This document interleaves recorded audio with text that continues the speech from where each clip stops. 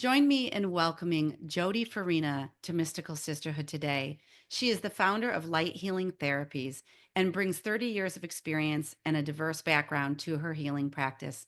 She is a practitioner of soul healings and facilitates ceremonies. Today, we'll be covering ancestral healing, light language activation, light code downloads, craniosacral therapy, and womb healing. It's a lot to cover in a short amount of time, but we're going to give you a taste of Jody's work, and I can't wait for you to learn more. Thanks for being here and join us in the episode.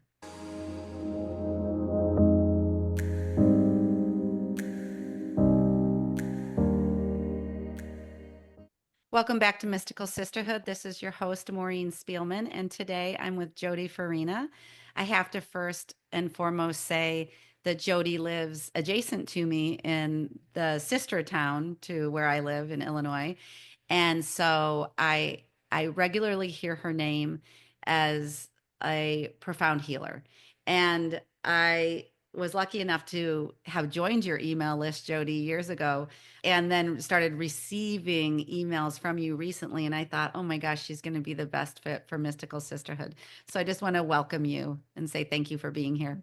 Thank you so much for having me. Thank you for that introduction. Yeah, you're so welcome. It's lovely when there are common touch points to how we know one another. And what I find more and more is that we are so incredibly connected, sometimes, just in proximity, but the one degree of separation. And, you can tap into somebody and they say, oh, I know her either through the community or she was a mother in my school or just something. And I love the piecing together of the connections that come forth from doing this podcast now. Oh, that's beautiful. Yes. And I've heard your name likewise. I think we know a lot of mutual people. And I think it's lovely. It's its own little, even local sisterhood. Yes. So, Jody, we're here to talk about, how you got into the work you do and the beautiful work that's coming forth from you both over these years and just all the ways in which that morphs and changes. But I loved as I was reviewing how you grew up and how you reminisce about your childhood, some of the abilities that you may have been tapping into as a young child, it seems. And I wondered when you were a young child and you were seeing things or hearing things or knowing things that were unseen, do you remember how you coped? And was it overloading to your system, or did you have anyone to go to, or would you tend to go to your room and kind of keep it to yourself? How did you sort of handle what was coming in to you? Yeah. Unfortunately, I needed to suppress it because Mhm. there was nothing to do with all of that. There was no place to put it or to have anyone to support that. So it really became to suppressing, which I think so many people around the world suppress things of all different types. So, yes, I would end up being alone a lot because I needed to just kind of work through the emotions of my own system itself. I was in nature a lot. I felt the healing just being with Mother Earth, and I was outside a lot, lived outside as long as I much as I could have in my younger years. But yeah, the suppression was the main thing, which I think is very challenging and very difficult. And at some point, it's going to bubble up. Yeah.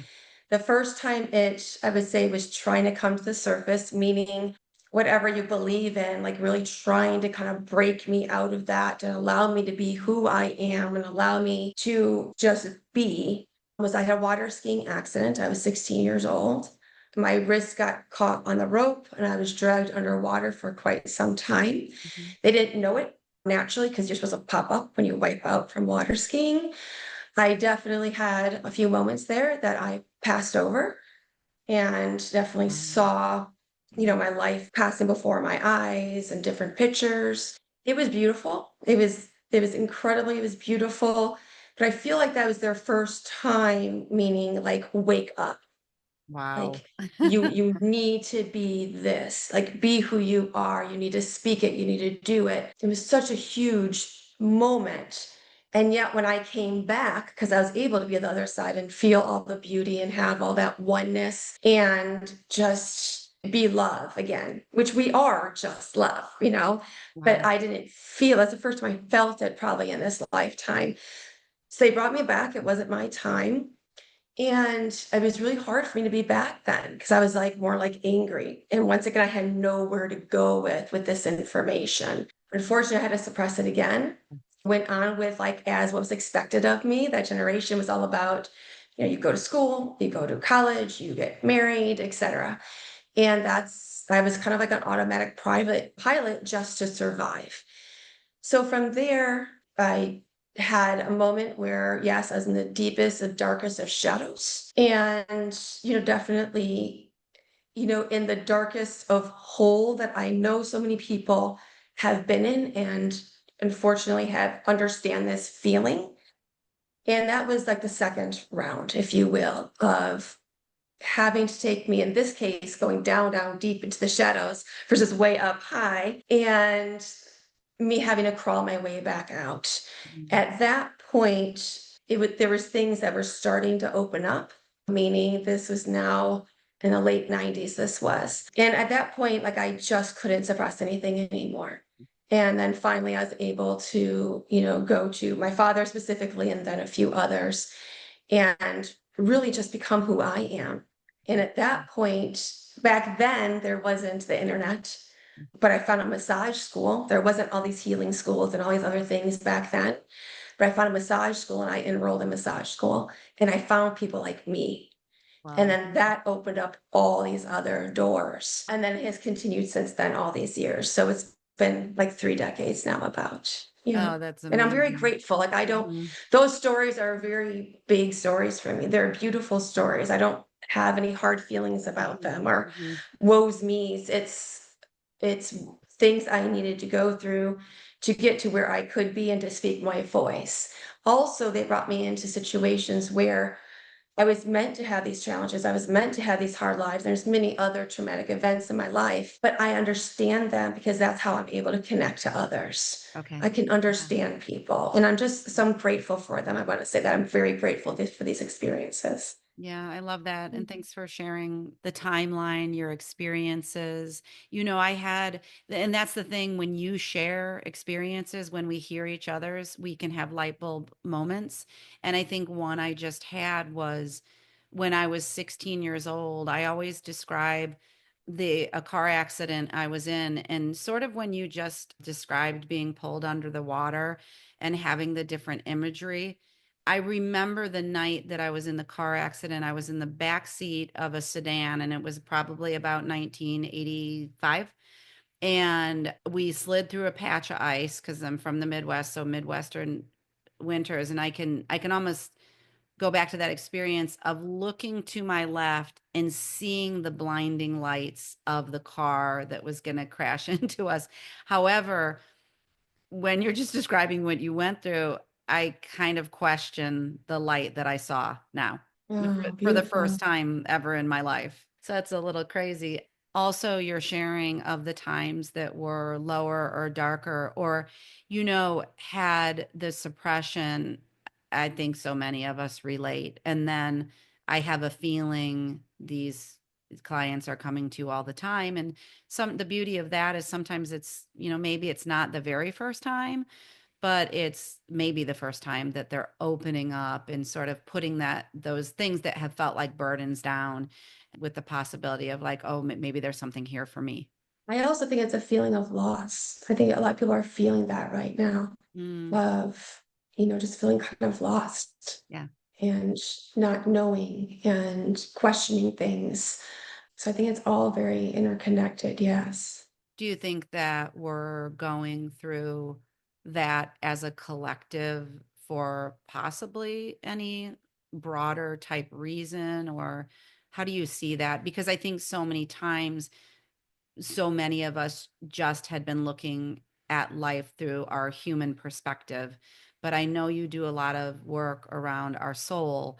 And so are you seeing different reasons as to why? And do you see any patterns or bigger waves of those coming through who are feeling losses, like you say? I feel like, and I have seen that people are longing. That's what I have seen, longing for more, Mhm. longing for what is their reason for being here, their purpose. And maybe even not knowing it's even that. But once again, it goes to, just yes, like they're missing something or it's got to be more, or what does this mean? It's those types of things I've seen and heard. And I think the greater scope of that is that it is a time where we are all connecting more inward for those that choose it, of course, Mhm. but they're feeling that. And what that sense of loss is really just us, or us individually, is is within. It's always within. And so the more we go in and the more we're able to remember, the more we're able to activate, reactivate, rebirth, if you will, within us, which is about our soul and our soul work here, Mhm. then the expansion happens within. And then, of course, the expansion happens in your family, and on the whole, it continues. So that's what I've seen more of, that people are willing and wanting to go more inward in order to have those answers, though I don't even think that's even like they can even define it as that right now, some of them. Okay. So you talk about too when you just use that word remembering, and I can receive that. And I love the idea of remembering. So let's talk a little bit about that concept because I think sometimes we use words and just like this conversation, it's like, well, okay, wait, what exactly, or not exactly, because we don't have to be exact, but what in general it does that mean to remember? What are we remembering? What my belief is, of course, is remembering, why we chose to come here. I believe we all chose this physical vessel. We chose our parents. We chose this life. And of course, once we're here, we have free will, we can make choices. But it's remembering of why we came here. It's that soul mission, that purpose, however you want to phrase it. And it's remembering that. Remember that so that we can be also remembering who we are on a deeper level. So not just what like our mission is, if you will, but remember who we are, which I believe are our gifts. If we can remember who we are and remember if it's also, past lives. Many, if you believe in past lives, and we have all these past lives. And then we have the work with the ancestors.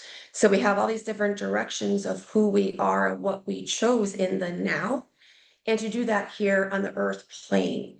So it's not about wanting to leave the earth, though we all have, or most people maybe have had that moment in that deep, dark time, but it's really about we chose to be here right now in order to bring forth whatever it is we're wanting to bring forth. Okay. Oh, that's so beautiful. I mean, I'm sitting here smiling.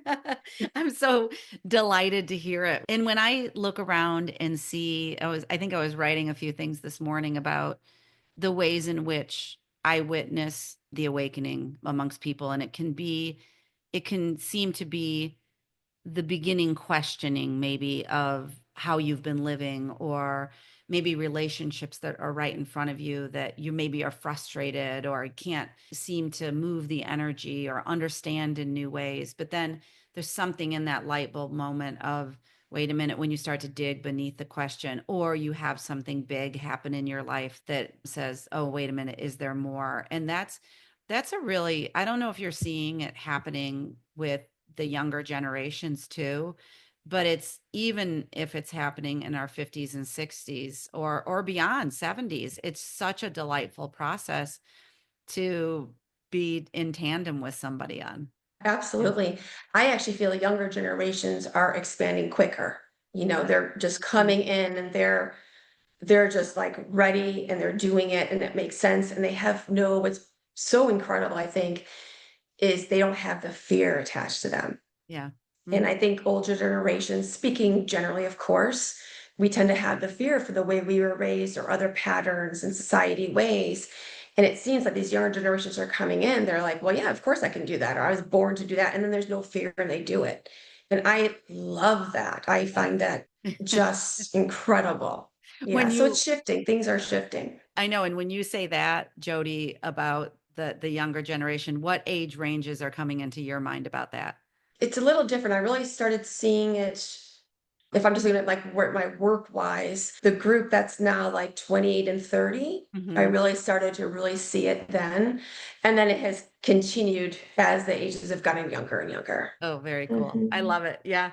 And I know what's been dawning on me, I think through the podcast and just life, is that I feel that our generation is being called into action to be at a forefront of mentorship and guidance for what we are awakening to. Someone like you has been sort of in this field for a while, me a lot less time in terms of, I think, my awakening and just continually having my eyes opened on a daily basis to new and different ways of understanding and higher perspectives.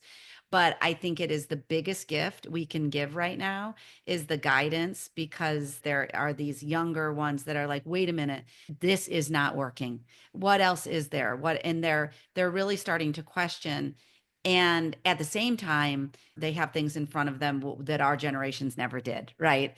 The technology, the constant demands. But I'm seeing a recreation of, I need quiet time. I need, my daughter's getting back to reading every night before she goes to bed, the things that settle your soul, that really are calming. So it's a very interesting time we're living in that regard. Mhm. Absolutely. It's two extremes, really. Yeah. Yes, Yeah. with the technology and all the input and all the electronics and all the way to the other end, like you're Yes. saying. It's two Uh-huh. extremes they're actually trying to manage. Right. Oh my Mhm. gosh. Well, and when I was preparing and kind of looking at what you're doing now, I really feel that there were several parts. I mean, there's going to be so many of what you do that I think people who have been on the podcast, maybe, there's like when you talk about light language activation, and I don't know if we want to go there yet, but you had a few things like light language activation and light codes or womb therapy. But I want to, like, before we get into that, because I would like you to share with the audience, what are these modalities? How do I access them? Which one is speaking to me right now? But like, we kind of dropped off a little bit in your 20s, and then you started to study, you said massage therapy, and you took your first steps into tapping into your path. And so, what unfolded then in the coming decades, and how has that grown to where you are now? Like, if you can say in general, kind of how that path just opened up and led you to your specific kind of modalities. Yeah, I believe that it was just taking more and more and more classes, which I still continue to this day. I believe, the knowledge is just endless, and I feel like the more I learn, the less I know. So it just truly is endless for me, but I love it and I love all of it. But really, it started back then with massage and then Reiki, which Reiki was really not heard of much back then, and massage. I mean, I had people calling me a masseuse and thinking I was doing like the happy endings. So like it was a whole different the timeline that I went in. Mhm. And then it just continued and progressed from there. I started taking one of the, larger classes, I'll call it, was like craniosacral therapy. I have worked with, vibrational therapy, journeying into people's past lives, going into, the womb therapy we're talking about. Light language started traveling through me about 7 or 10 years ago. So it's just kind of kept opening and opening and opening. And I've just allowed and have followed my heart of whatever's been called to me. And then what I think each of these things I'm labeling, if you will, there are classes, and I think the more classes, the better. But what each has done for me is it's an activation. So the more I'm once again working on myself, the more I'm learning, the more I'm unwinding, the more I'm healing myself, because I'm healing myself as I'm doing the work. And so therefore it's just once again I'm going about more and more and more inward, and therefore opening up more and more and more of who I am. So, like I said, I've labeled these things in a list, but the bottom line is for me is that I really try not to define what I do, because it really is coming from within. And so I label what I do as soul healings, and then I have like a toolbox. And so I don't have anyone sign up for like, I want to sign up for craniosacral therapy. And there's nothing wrong with that with someone else. I'm just explaining how I work. I don't have anyone sign up for any one thing, because I don't know what that soul needs until they're here. until I'm working on them, either in person or remote long distance. Until I'm really connected with them and in that energy field of them, that is when, I just become a conduit for them Hmm. and I allow what needs to come through for their soul at that time. And it's usually a variety of different techniques and tools, some of which I have no names for, Okay. but it's things I've done in other lifetimes, for example.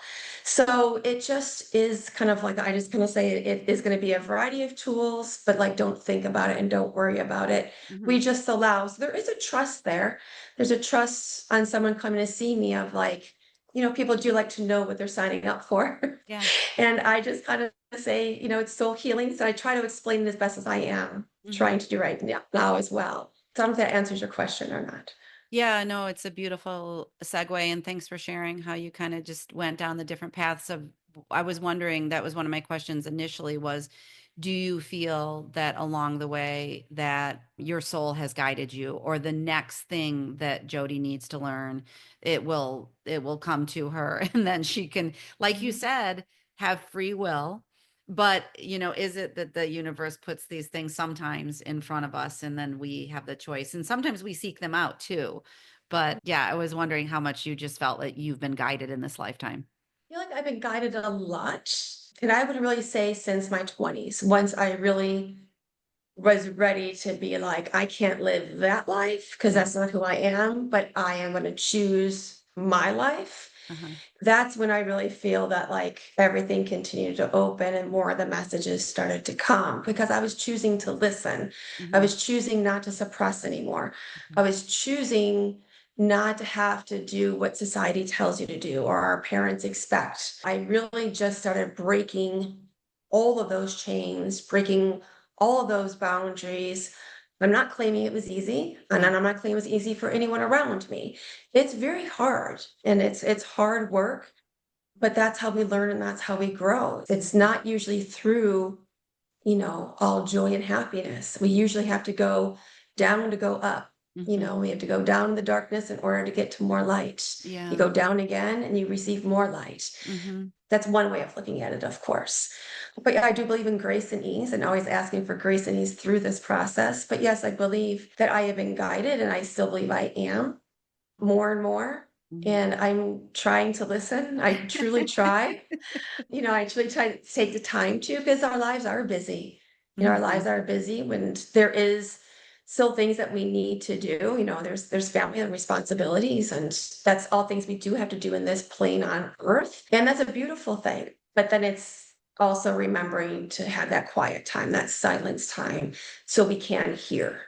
So we Mhm. can hear either with our inner ears or the knowing, the feeling, the intuition. It's different for everybody, but everyone has these gifts. Well, Everyone does. yes, yes. I was gonna ask that to talk to me about or talk to us about our abilities that are untapped and, how we can cultivate the parts of ourselves that we may have never been in touch with.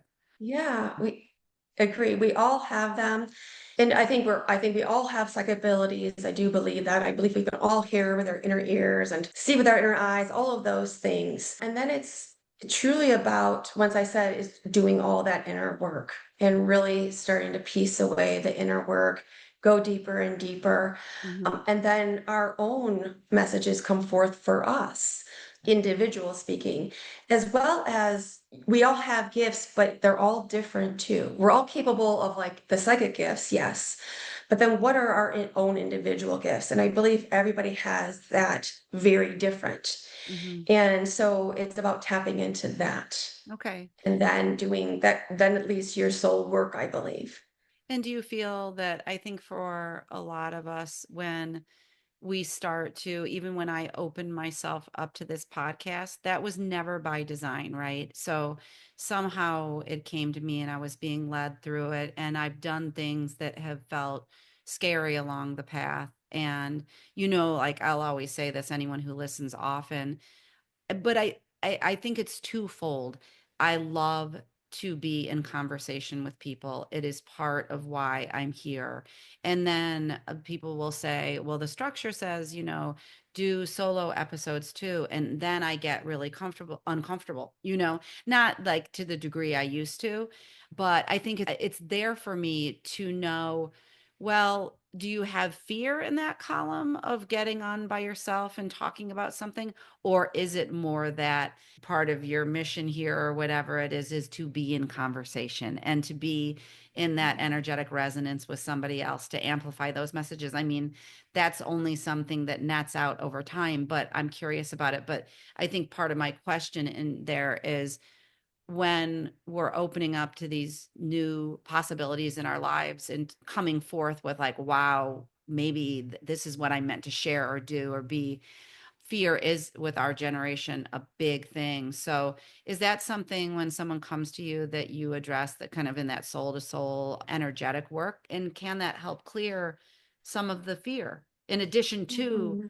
working on it more on like an ego level, I guess, or in our mind? Mhm. Yeah, Mhm. of course. Yeah. Yeah, no, I mean, not only is our generation full of fear, but I mean, there's so much fear in the society right now and around the world. Yeah. So there's just fear Yeah. everywhere. And it's going to then affect us individually even more so, or maybe even trigger what inner fear that we have. So yes, when I work with somebody individually, if they carry fear, for example, or it could be really any other heavier energy, we'll call it. Once again, we start and we're in the energetic field of that person. It's like a blueprint that I'm able to see.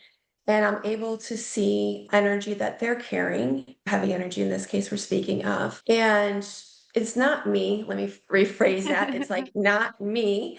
I am the conduit. So when I say I see it, my eyes are actually closed, but I am directed to where the energy is, and that I'm able to help release it, transmute it, move it, whatever is called for in that moment. Mhm. And it could be all the different type of fear to grief, to blockages, restrictions. And then our mind is, I mean, it's all the same, but there is a little different. We do have an ego. We need our egos to survive here. But there is all those tricks of the mind. There are all those mental patterns. Then there's anxiety, which is in the body, but yes, still in the mind, so it's all the same. The energy is traveling everywhere, but the mind energy does seem a little bit different. And so that's where I have found that craniosacral therapy for me really helps to work with those modalities with the cranium, and to allow the movement and the energy to also start moving with the cranial waves and the cranial bones, and to start those releasing as well. And the way that I work with craniosacral is a very energetic approach.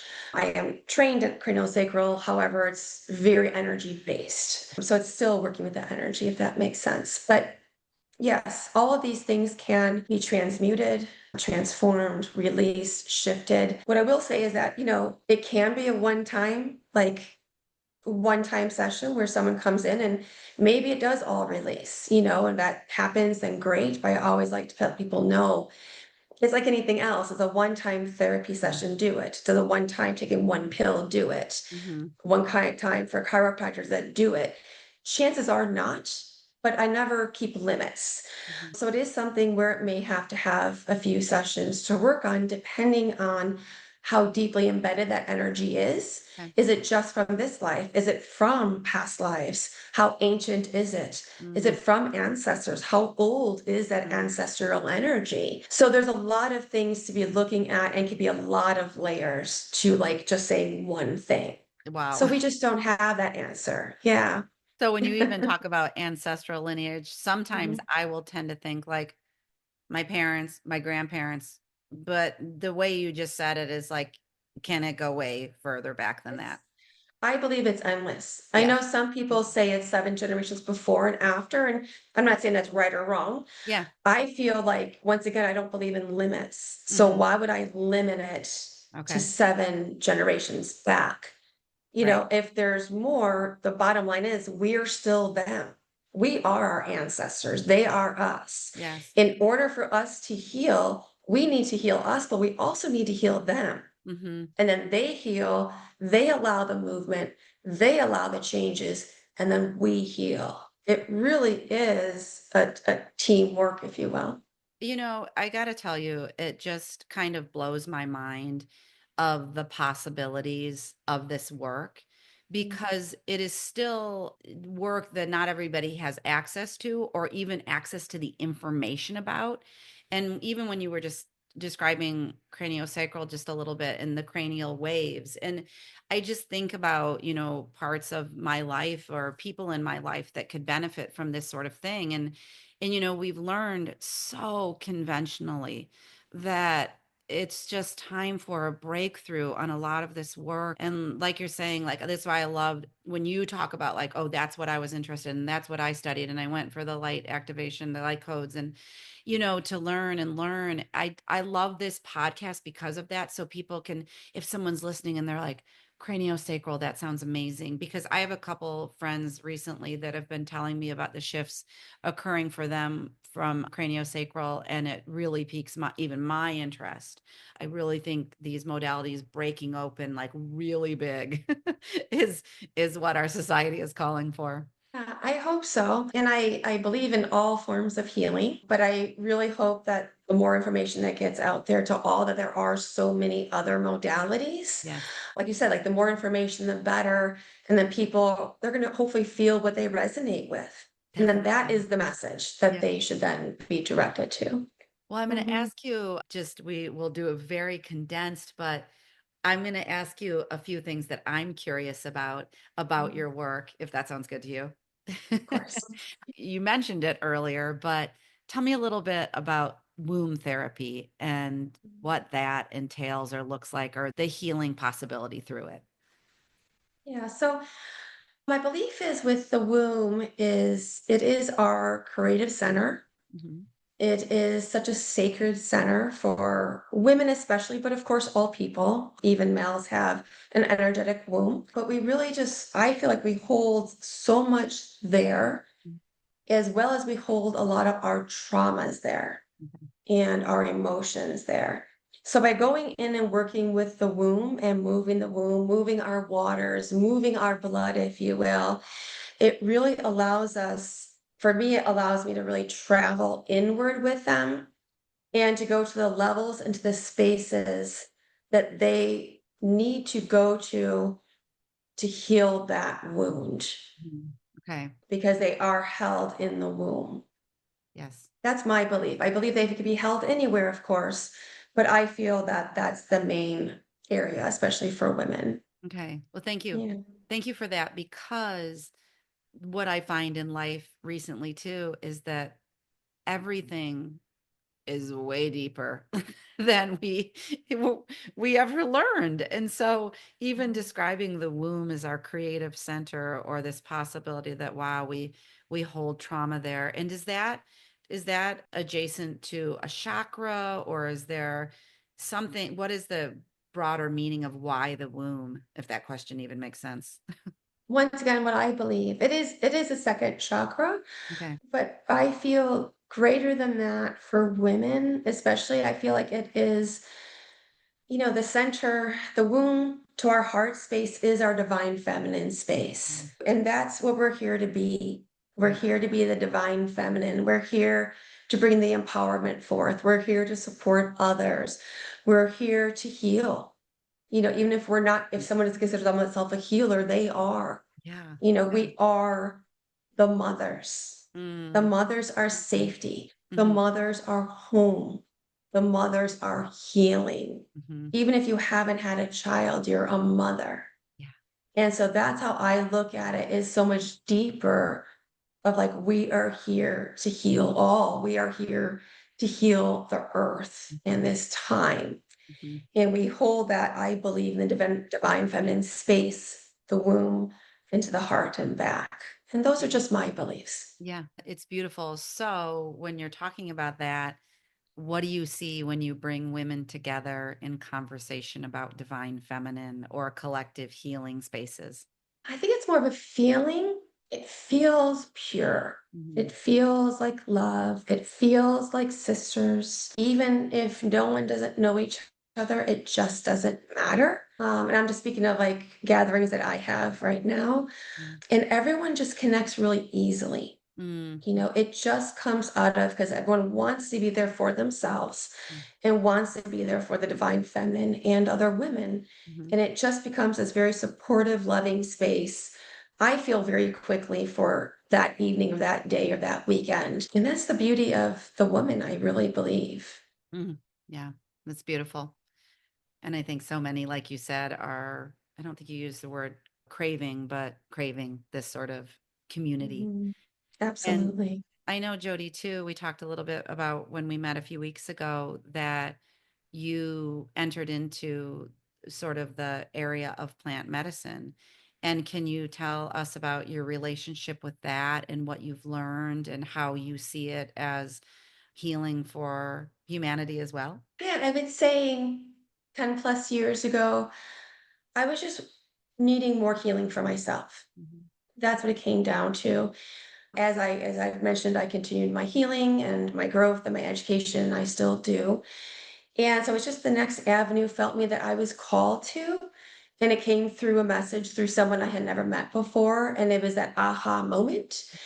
And so I was going to weekend ceremonies for my own health, my own growth, my own healing. And I just found how powerful it was for me. And then a few years after that, I was very called to and had been invited to different trainings for different medicines. And I just have said yes. Yeah. It just felt like the right thing for what was brought forth to move forth with. And I just look at it as another tool. Hmm. And all the tools I feel are very powerful. I feel like if people don't want to work with medicines, they don't have to. They have all these other tools. Hmm. And then for people that are looking maybe for something different or something more, people that have worked with me for a long time are needing more, wanting more, Yeah. then I have this whole other set of tools as well. And so the ones that we can talk about today would be I do the cacao ceremonies. We talked about some gatherings. And so I like to do cacao ceremonies with women and the divine feminine. I tend to always bring in a theme with that as well. It's just me. I'm not saying other people do that, but we all do it our own way. And so I kind of always like to throw in something else of some other way to heal, something else to learn in the ceremony itself. And so then I also love working with hape, and some people call it rape. They're the same. And that is Father Tobacco. And that is with a bamboo pipe, and it's powdered tobacco. And I use a bamboo pipe to blow the tobacco up into each of the nostrils of somebody. And that brings in very deep, deep healing, grounding. It also decalcifies the pineal gland. It can release so much. It can release so much, even working with the ancestors. Of course, intentions are important. And it's so highly intelligent, Father Tobacco is, that he'll travel anywhere throughout the body. So it really can be on all levels of healing. Of course, ceremony and intention and space matters. The facilitator matters. Hmm. And so it's so much more than, just blowing of the medicine. Yes. It can be a very deep process and beautiful one. And then Mapacho is also the other form of Father Tobacco, and that is blown smoke. And so it doesn't smell like cigarettes, but it may look like a Hmm. bigger cigarette, I'll put it that way. Hmm. But this is all medicinal medicines. They are all from source. I get them directly from the people that I have trained with in the different countries. So I want to make that very clear. Hmm. I don't buy it online. Right. I just want to make it clear. And then I also worked with Kambo, and Kambo is a tree frog from the Amazon, from Peru, and a couple other areas. And that has a secretion on the frog, and that secretion then is applied to the skin. Mhm. And once again, it's ceremonial and it's in a sacred, safe space. That medicine in itself can help with, stress, anxiety, depression. It supports the immune system, the digestive system, supports our lymphatic system. It cleanses us, detoxifies us. it has, I mean, it's endless, the amount of benefits each of these medicines have, I should say. That's what's going to be talking about combo right now. It has peptides in there that then we are able to receive within ourselves and then brings upon so much healing. All of these heal in mind, mentally, emotionally, physically, spiritually. It's all of how like we decide to work with them or go in with them. So yeah. I Yeah. don't know if that Yeah. summarizes it well or not, but I think it does. I think it gives an introduction. I haven't talked about plant medicine on the podcast yet. And so, I love how you know that where you source the plant medicine from, but also I remember on your website you said like you felt that you were highly connected to Mother Earth and the animal and plant kingdoms. And I've heard it said before too that that piece of it where you have utmost respect and reverence for where the medicine is coming from Mhm. is essential. It's not, and I don't know if you've seen more of it cropping up, or I think I shared with you when we talked, it's like, I love just being in conversation with people who have studied it more deeply and just have this reverence that's, from my understanding, necessary on the healer's end of it, the person who's going to guide you through ceremony with plant medicine. Hmm. Yes, agreed. So the first thing is if you're going to work with someone with the medicines, any medicines, is that you trust that person Yeah. and that you have a good source of, who this person is. You know someone that's worked with them or you have good conversations with them. Of course, you should always talk to the person beforehand, the facilitator, but there definitely needs to be that trust. If someone doesn't have that trust, I suggest to everyone and anyone, don't receive the medicine if you Okay. don't have the trust Okay. because it's so important. And you have to have trust within yourself. You have to be ready. You have to Hmm. be pulled. Hmm. And so that's also then and then trust within yourself. From there, it is about, having the education, having the experience, working with medicine that has been sourced properly. There is medicine that they claim is medicine, but we don't know if it is or not. Yeah. I do know of stories that I won't get into. Hmm. And I also know that, there have been stories of harm caused to people in all different avenues. So it's really about being Yeah. going somewhere you trust, it's sacred, that they have had their education, where they have trained or how they've trained, and yes, how they respect Mother Earth and the medicine they're working with. Hmm. Their connection with is important, just like anything else in life. Connection matters. Our alliances matter. Mm. Thank you for sharing. Yes, Mhm. it seems so. And that's another area when we just open up the conversations and like, oh, we could be connected to animal and plant kingdoms. I didn't even know that was a thing. I knew that to go out into nature, but everything is deepening right now, it feels like. Jody, I have to thank you for sharing everything you have today. Is there anything, as we're kind of coming to an end of our recording time together, that is coming through you? Of course, we we only skimmed the surface here today, but any message that maybe just important, I don't know what word is coming to me, for our audience right now. What's important in the moment is that everyone knows that they're not alone Mhm. and that there are all sorts of people out there that are have all different modalities that are willing to help them or just talk through things and to find what that means for you. Don't let yourself hold yourself back. Find the people, find the resources, and allow yourself to have that quiet time, that silence time. Allow yourself to go more and more inward. Allow yourself to disconnect Mhm. from the noise because there's just so much noise right now that it's hard to find ourselves. So shut off the noise, take the time to find yourself, and then whatever supports or you're looking for, it's there. Mhm. Yeah, thanks Mhm. for that. That's very critical and so beautiful. Just reminders. And for those who have started the process, sharing your voice and your experience is so important. And for those that hear that message and say, oh, maybe it's my time to build in some of this, to seek out what is here for me. We are here as sounding boards. And Jody, if you want to share your website or anything, I don't know if you're on social media, but anywhere someone can find you, that would be great. Sure. My website is Light Healing Therapies, Mm, and so is my Instagram is Light Healing Therapies. beautiful. Yeah. Thanks so much Yep. for being here. Thank you for everything, Maureen. This I is beautiful. I told you this interview was going to be shorter and it just couldn't be. It had to be longer. It's lovely. So, thanks to the listener for being here. We'll see you in the next episode.